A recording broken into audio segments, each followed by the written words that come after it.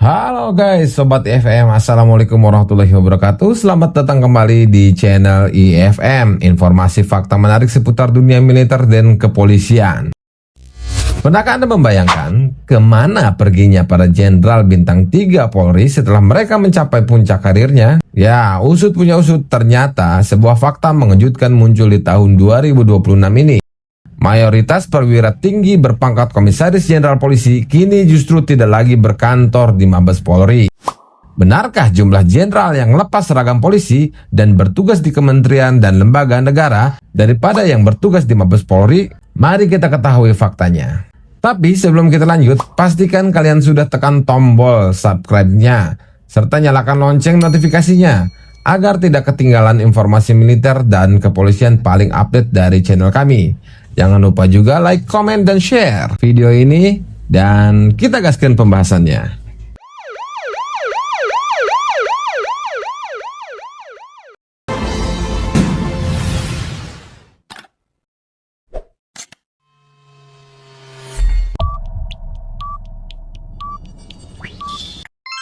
Sobat IFM, berdasarkan data terbaru hingga Februari tahun 2026, peta kekuatan perwira tinggi di Korps Bayangkara mengalami pergeseran yang sangat menarik. Dari total sekitar 22 perwira aktif yang berpangkat komisaris jenderal polisi, tercatat ada 13 perwira yang bertugas di luar struktur Mabes Polri. Angka 13 ini mengalahkan jumlah rekan sejawat mereka yang berada di dalam struktur internal Polri itu sendiri, yang kini hanya berjumlah 9 perwira. Artinya, lebih dari separuh pemegang pangkat komisaris jenderal polisi saat ini sedang menjalankan misi di berbagai instansi pemerintah pusat. Lantas di mana saja 13 jenderal ini ditempatkan? Mereka tersebar di posisi-posisi strategis, mulai dari pimpinan Badan Narkotika Nasional atau BNN, Lemhanas, kementerian-kementerian, bahkan di lembaga tinggi negara seperti di DPD RI dan DPR RI. Penugasan ini menunjukkan bahwa keahlian manajerial dan intelijen kepolisian sangat dibutuhkan untuk memperkuat birokrasi pemerintahan. Lalu mau tahu siapa saja deretan bintang 3 itu? Nah, ini dia daftarnya. Yang pertama ada Komisaris Jenderal Polisi Suyudi Aryo Seto yang menjabat sebagai Kepala Badan Narkotika Nasional atau KBNN, mantan Kapolda Banten lulusan Akpol 1994. Selanjutnya, yang kedua ada Wakil Kepala Badan Cyber Sandi Negara yang dijabat oleh Komisaris Jenderal Polisi Albertus Rahmat Wibowo, lulusan Akademi Kepolisian tahun 1993. Yang ketiga, ada Komisaris Jenderal Polisi Ridwan Zulkarnain Pancaputra Simanjuntak yang menjabat sebagai Sekretaris Utama Lembaga Pertahanan Nasional atau Sekretaris Utama Lemhanas, lulusan Akpol 1990. Keempat, ada Sekretaris Jenderal Dewan Perwakilan Daerah Republik Indonesia atau Sekjen DPD RI yang dijabat oleh Komisaris Jenderal Polisi Muhammad Iqbal, satu angkatan dengan Kapolri, yaitu lulusan Akpol 1991.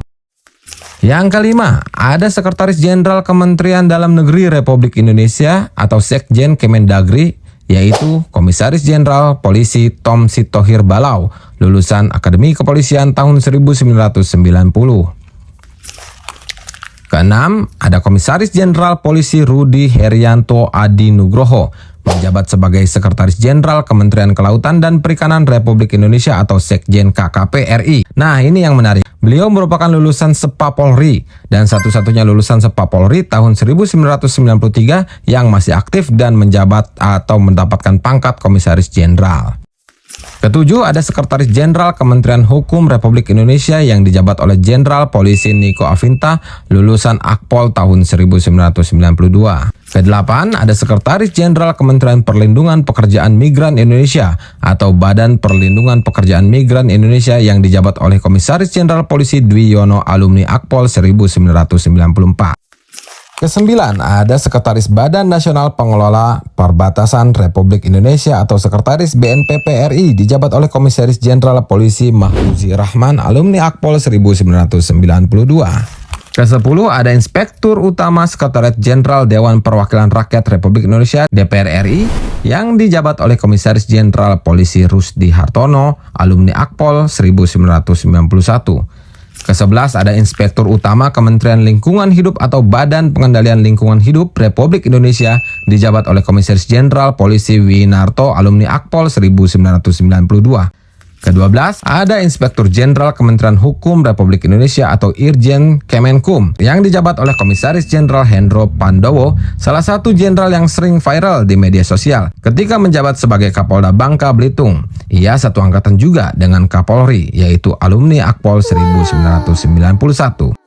Dan yang terakhir, yang paling senior, lulusan dari Akademi Kepolisian tahun 1989, yakni Komisaris Jenderal Polisi Yan Sultra Indrajaya, menjabat sebagai Inspektur Jenderal Kementerian Imigrasi dan Pemasyarakatan Republik Indonesia atau Irjen Kemen Imipas, yang mana menterinya adalah ex-Wakapolri, yakni Jenderal Polisi Agus Andrianto.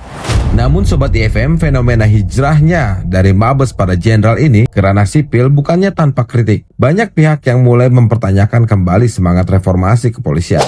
Apalagi terbitnya putusan Mahkamah Konstitusi nomor 114 tahun 2025. Alih-alih mengurangi jumlah migrasi tersebut, justru pihak Polri malah menerbitkan landasan hukum terbaru yang menjadi sorotan, yaitu Peraturan Kepolisian nomor 10 tahun 2025 yang mengatur mekanisme penugasan anggota Polri di luar struktur organisasi. Regulasi ini dinilai mempermudah perwira tinggi termasuk komisaris jenderal untuk menduduki jabatan strategis di kementerian dan lembaga negara.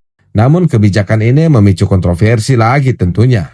Sejumlah pengamat hukum tata negara menilai perpol tersebut berpotensi berbenturan dengan semangat putusan Mahkamah Konstitusi yang menegaskan pentingnya menjaga jabatan sipil dari dominasi aparat aktif demi prinsip demokrasi.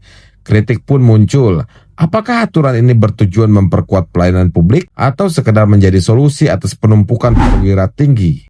Namun di sisi lain, ada pandangan bahwa langkah ini bisa menjadi strategi percepatan reformasi birokrasi dengan harapan para jenderal mampu meningkatkan efektivitas kinerja kementerian dan lembaga-lembaga lain yang dipimpin di luar struktur Mabes Polri tersebut. Intinya, polemik ini berada di antara kebutuhan organisasi, prinsip demokrasi, dan agenda peningkatan tata kelola pemerintahan. Sobat IFM, dinamika penugasan jenderal aktif ke lembaga sipil lewat Perpol 10 tahun 2025 bukan sekedar isu administratif. Ini adalah persimpangan antara kebutuhan organisasi, etika demokrasi, dan arah reformasi birokrasi kita ke depan. Apakah ini strategi akselerasi kinerja atau justru sinyal tantangan baru dalam tata kelola sipil militer dan kepolisian? Silahkan tulis pendapat kalian di kolom komentar. Yang jelas, IFM Channel akan terus mengawal dan mengupas tuntas setiap perkembangan dengan data, regulasi, dan perspektif yang berimbang. Jangan lupa sekali lagi like, comment, and share, serta nyalakan loncengnya untuk terus mengikuti dan update dengan konten-konten kita yang membahas dunia militer dan kepolisian. Sampai jumpa di pembahasan menarik berikutnya hanya di IFM Channel. Salam presisi Polri. Wassalamualaikum warahmatullahi wabarakatuh.